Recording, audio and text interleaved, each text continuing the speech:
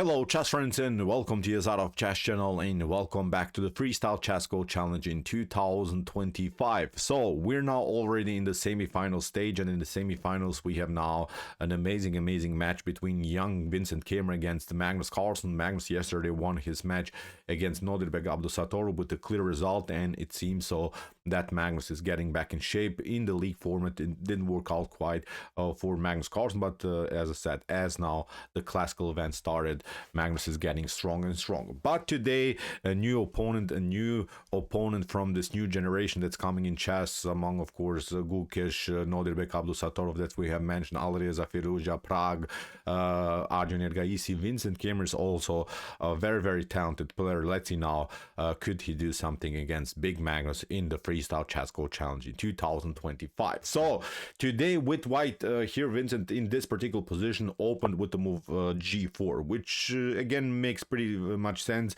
We have mentioned many times that in freestyle chess we see many times that players are opening with the pawn moves that are supported by the rooks or maybe by the queen, so immediately an expansion on the king side. Magnus continues with development, Vincent does the same, and now Magnus expands now in the center of the board. Again, Vincent develops the knight, which is of course a principled move like in normal chess. Of course, you want to bring first of all your minor pieces out. You want to secure the king by castling, and then when the time is right to strike with some tactics. f6, Magnus keeps now the structure healthy here on the king side, and now c4 by Vincent Keymer. And here, believe me or not, after move c4, Magnus Carlsen had already a big chance to maybe even equalize the game immediately, to maybe even force a thematic really cool draw. Here Magnus could have gone immediately with bishop to f7, which would then lead maybe after bishop to e4 into this line, where Vincent would strike here and attack now the pawn on b7, simply by the bishop and here knight activity, because here you cannot do something like, I don't know, rook to c4, then after queen to c4 you could maybe try this one, but then knight to b6, it's very dangerous here for white to handle when the knight maybe afterwards comes into the game. There are several weaknesses already here on this side of the board. So as I said, here after bishop to e4, bishop takes c4, knight to a5, Vincent could be challenging this way, and then after knight takes b7, bishop to b7, bishop takes b7, then there is this idea to force a perpetual draw after queen to a1, queen to a4. This was maybe a big chance already for Magnus Carlsen to force a drawish position. But Magnus, of course, is a great player. He goes always for a win and plays now kingside castling. It's so funny, of course, that just the pieces switched here, the squares, and you have a castling position, but this is a rule in freestyle chess. Magnus secures now the king and wants now finally to attack maybe here this pawn on c4. We have now d4 by Vincent, knight to b6 by Magnus, and now d5 by Vincent Keymer, simply keeping now again the structure healthy in the center of the board. d6, bishop to f5, and after bishop to d7, f3. a6, Magnus has now tough time to bring the dark square bishop into the game. There are too many pawns on dark squares on this side of the board, so Magnus is searching for an opportunity to develop the piece, but this move can be always met with the thematic bishop to f2, and Magnus already has, I think, a couple of positional problems because he didn't play this forced drawish line. After move a6, e4 by Vincent, keeping now everything glued together, everything compact on light squares. And the cool part is that although there are many pawns on light squares, the light square bishop is outside of the pawn chain, so very interesting position already in this Fischer random chess. So after knight to f4, bishop takes, rook takes d7, and here comes, I would say, the first critical moment of the game. Here Vincent Keymer plays such a tricky move. He plays king to c2 and allows here Magnus Carlsen to pick up the pawn on c4. But actually king to c2 is not such a bad move. It's not like black is taking over here, but there were better ideas for white in order to continue the pressure, because we have mentioned that Magnus has a tough time to develop the dark square bishop. A better choice here for Vincent was to play a simple knight to a5, first of all protecting your pawn on c4, and then after something like g6 you go with your queen here, bishop to a7, now you go with queen to a3, and in one particular moment after something like king to b8, bishop to f2, I would dare to say this is such a complicated game for black to play, especially c5 is coming for sure. The breakthrough will happen, so I'm not sure how to make progress here with the black pieces. This knight is basically well placed, but it's out of game. It doesn't have good attacking chances. You could maybe attack something on this side of the board, but the c5 breakthrough, I think, would cause many positional problems in Magnus Carlsen's position. So here after rook to d7, as we mentioned, Vincent probably sensed some attacking possibilities and he rushed a little bit with the move king to c2, which allowed actually Magnus Carlsen to play the move knight to c4, which, believe me or not, Magnus did not dare to play.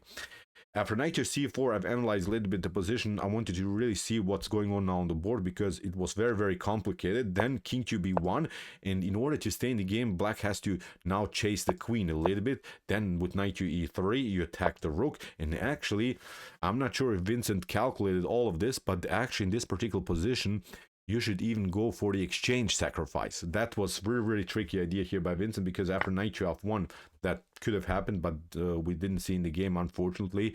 Then look at this. After queen to f1, knight takes f2, queen to f2. Still, black has a tough time to develop the Darsko bishop, and even in this scenario, white is much better. Then after something like king to d8, knight to a5, look at this, knight to f5 could happen, and again, black is much better. So here, instead of knight to f1 that we have mentioned, actually the best choice here for black is to pick up the bishop after knight to f2, then rook to f2, and then you continue the game with bishop to a7. White is down a pawn, but has now great attacking chances on the c file, and for instance, in this particular position, the engine evaluates this position as equal. But here, instead of knight takes c4 that Magnus Carlsen should have played, he played bishop to a7. Allowed here Vincent Keymer to regroup with bishop to d2. Now you cannot play knight to c4, obviously, because the bishop is hanging, so that's why Magnus protects now the bishop, tries now finally knight takes c4, but now bishop to a3. Vincent continues the pressure again against the piece. Let's see, knight to c4, obviously bishop to a7 wins the game. After bishop to a3, knight to h3, we have now queen to g2, and again, knight to c4 is not possible because after bishop to a7, king to a7, queen to h3 is hanging, so will happen. So that's why again Magnus Carlsen is forced now to play a move after knight to f4, queen to f2. Again, you cannot pick up the piece because the bishop is hanging, so that's why Magnus tried h5 to break now here the position on the king side. Vincent continues with the calm rook from f to d1, h takes g, f takes g4, and now knight to c8 forces now here maybe a further trades of pieces, which would be, I think, a good thing for Magnus Carlsen, because he is under pressure here on the queen side. Vincent Keymer has the space advantage, has now a better coordination of the pieces on the queen side, so that's why Magnus is forced really to do something defensively, but Vincent continues with the pressure with a beautiful c5. This is the way to go. D takes c5, bishop to c5, and now Magnus again doesn't react correctly, again doesn't react maybe in the best way. Here Magnus plays a slightly passive g6, which is positionally a great move. You're not allowing knight to f5 to happen, which is actually a huge positional threat, but you have to clear first of all the situation on the queen side. First of all, bishop to b6, and then with king to a7, force really trades of pieces. If for instance bishop to b6 happened, then you just pick it up here with the pawn, and you're not allowed here the knight to hop on a5 or on c5, because it seems so that Vincent Keymer's knights are just waiting to somehow hop into the game. Both squares were actually weak in Magnus Carlsen's camp. c5, f5. If one of these knights jumps into the position, this could be very dangerous. So bishop to b6 must move here for Magnus Carlsen. But he played g6, which allows here Vincent just to play bishop to a7, knight to a7, and now king to b1. And again, look at this, knight from b to c5 is going to happen. happen. If you try to protect it with b6, then you weaken the structure. Queen to f1 would be very dangerous. We can also try rook lifts here, maybe, I don't know, rook to c4, rook to a4. Suddenly many pieces are dancing in front of Magnus Carlsen's king. Queen to h7. Magnus is battling now on the h file. Now comes this idea, knight to c5, and now knight to e2, which was not a good move here by Vincent. Here he should have simply continued with the pressure on a4, continue simply his attack on this side of the board, maybe even go with, as we mentioned, rook to c3, rook to b3. For instance, if knight to c8 happens, there is now a tricky idea that I wanted to show you. It's just a crazy stockfish line that, unfortunately, maybe for the beauty of the game here, Vincent missed. You can even play here h4.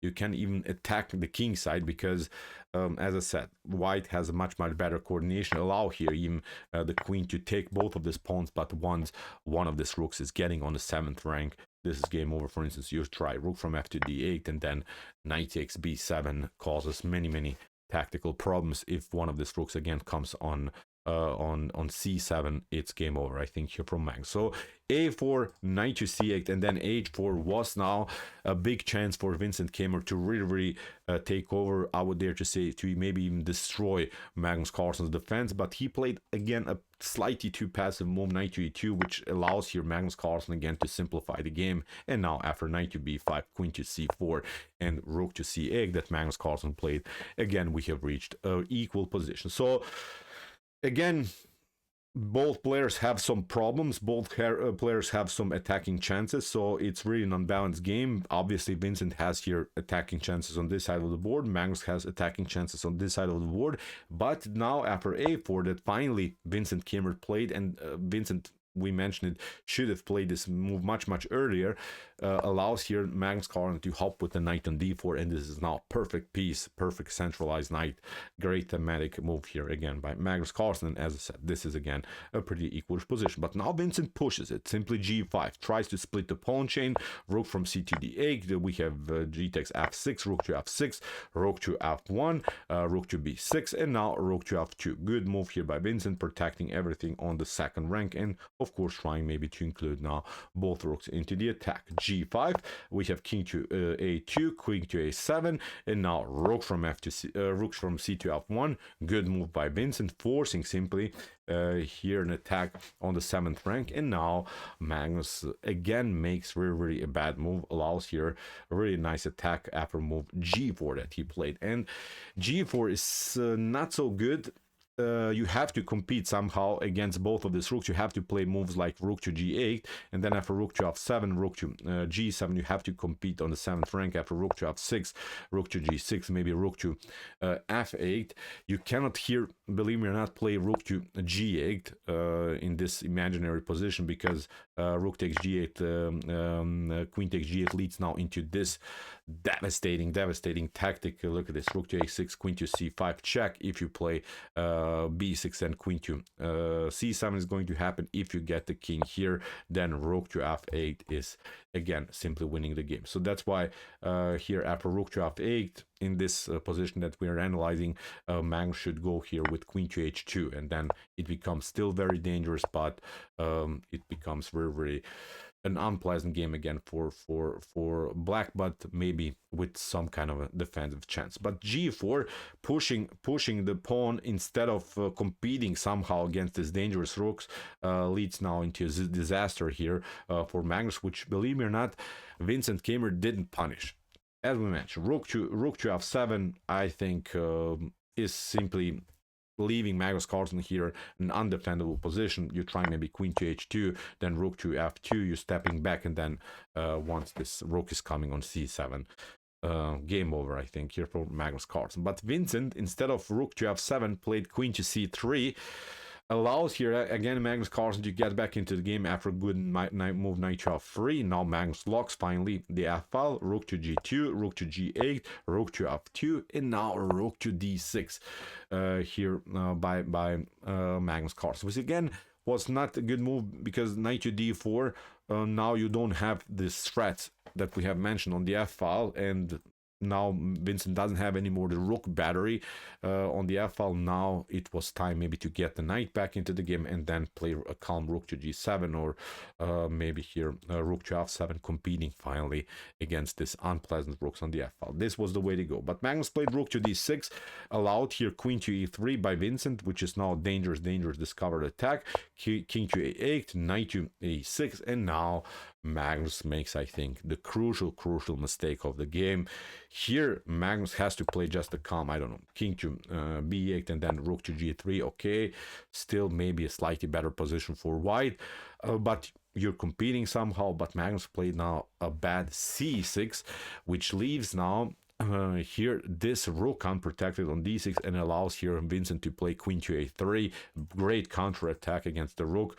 What should you do? Even if you try to protect it with queen to d7, then the issue is you get rook takes f3, and after something like g takes f3, this rook is hanging. So very unpleasant tactic here. Huge blunder by Magnus. But you see here in this particular position, let's see, Magnus Carlsen was here around 1 minute on the clock, plus 7 seconds here already, and he gets, of course, 30 seconds increment per move. But here he missed this move. c6, bad move, allows here Vincent Keymer to attack, and Magnus is now pretty much forced to play the move rook takes e6, giving up the exchange. And now after rook to c8 here in this particular position, Magnus Carlsen resigned. So what's the issue? Now you just play, I don't know, calm rook to g4, knight to h2, and then rook to f8 would be then again completely winning here, just trading off everything, going into a favorable endgame. White has this pass pawn on the a-file. So Vincent Keymer won his first game against Magnus Carlsen in Fischer Random Chess. So great game. You see, big Magnus is not undefeatable. He has now tough time. Tomorrow he has to win his game with the white pieces against Vincent in Fischer Random Chess. We'll see what the setup will be. So far, great game by Vincent Keymer, and if he continues to play like this, he could be also the favorite to win the whole thing. So great game. If you want to see some other amazing chess games from this amazing Fischer Random event, check out our coverage. Here are some links of some games that we have analyzed before. And if you like this content, hit the subscribe button. See you soon with some more videos. And what do we say in the end? Chess is the best, of course.